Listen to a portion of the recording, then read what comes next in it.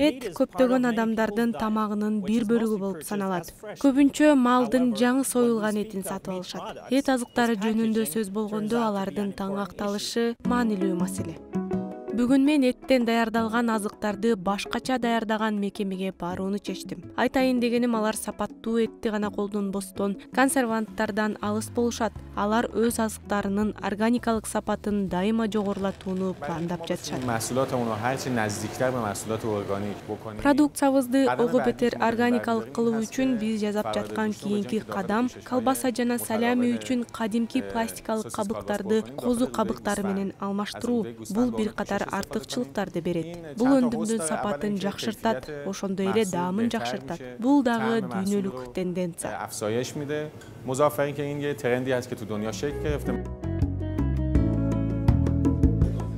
Ирандагы биринчи колбасаны 1928 орус киши жасаган. Ошондон бери өлкөдө эт азыктарын керектөө тынымсыз өсүп келе жатат.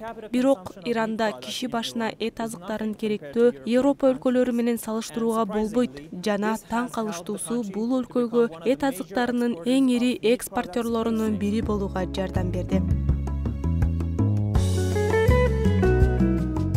Ичегилер тамак аштан тышкары байыркы убакта жаа жасоо үчүн колдонулган. Мындан тышкары Иранда тар жана цехтар сыяктуу кыл аспаптар үчүн фред катары колдонулат. Ичеги хирургияда тигүү материалы катары колдонулган, бирок азыркы учурда ал сейрек колдонулат. Негизинен колбаса жана салями үчүн каптама катары колдонуп келишет. Анын кабык катары колдонуудан мурун ичеги касапканадан тазалоочу жайга жана сорттоочу станцияга чейин узак жолду басып өтөт.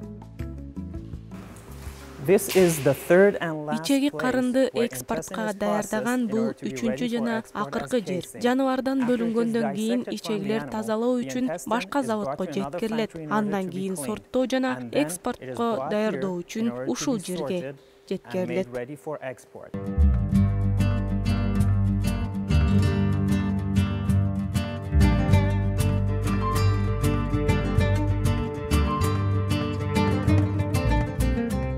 Иран тамак аш өнөр жайында негизинен икра, шафран жана мисте сыяктуу азыктар менен белгилүү, бирок ал табигый кабыктарды жасоодо да белгилүү. Жамшид Нафар бул тармактын ардагери жана койдун терисин кайра иштетүү жана экспорттоо менен алектенген үй-бүлөнүн үчүнчү мууну.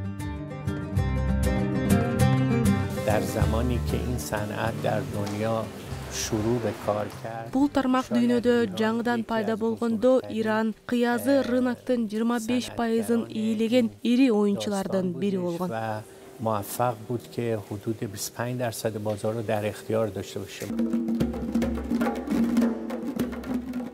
Таң калыштуу жогорку кошумча нарк ичеги өнөр жайын жогорку кирешелүү бизнеске айлантат. Австралия жана Жаңы Зеландия негизинен Кытайдын ири базарына жеткирсе, Иран, Египет жана Түркия Европа базарына жоопту.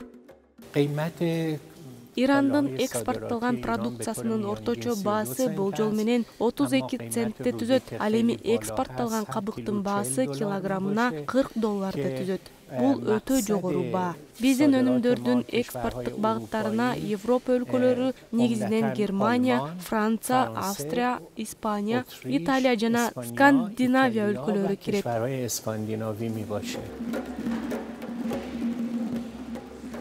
Иран өндүргөн кабыктардын дээрлик бардыгы экспортталып, өлкөгө жылына $100 миллион киреш алып келет. Көптөгөн өлкөлөрдө снаряддарды сорттоо машиналары менен жүргүзүлөт, бирок Иранда бул кол менен жасалат. Бул өлчөөнүн тактыгын жана продукциянын бирдейлигин камсыз кылат. Бул этапта алар ичегилерди диаметрине, ошондой эле тешилгендигине жараша классификациялайт.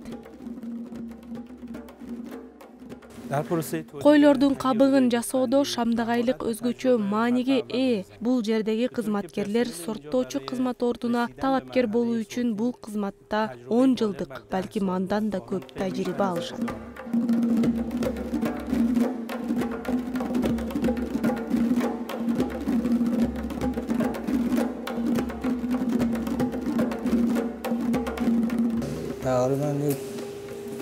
Мен 16-17 жылдан бери сорттоп келем. Мен бул кызматта 2001-жылы иштей баштагам.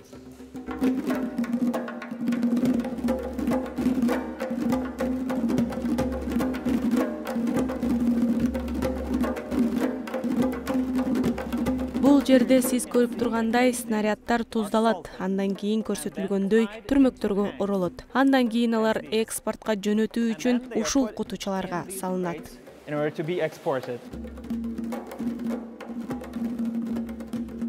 Бул жерде капталган туздуу рулеттер чоң челектерге салынып, экспортталганга чейин муздаткычка сакталат. Тамак аш жана экономикалык маанисинен тышкары снаряд өндүрүү мурда таштанды деп эсептелген материалдарды колдонот жана аны керектөө багытына кайтарып, аны экологиялык таза тармакка айлантат. Мындан тышкары пластикалык корпустарды табигый, оңой бузулуучу материалдар менен алмаштыруу бул тармакты дагы туруктуу кылат.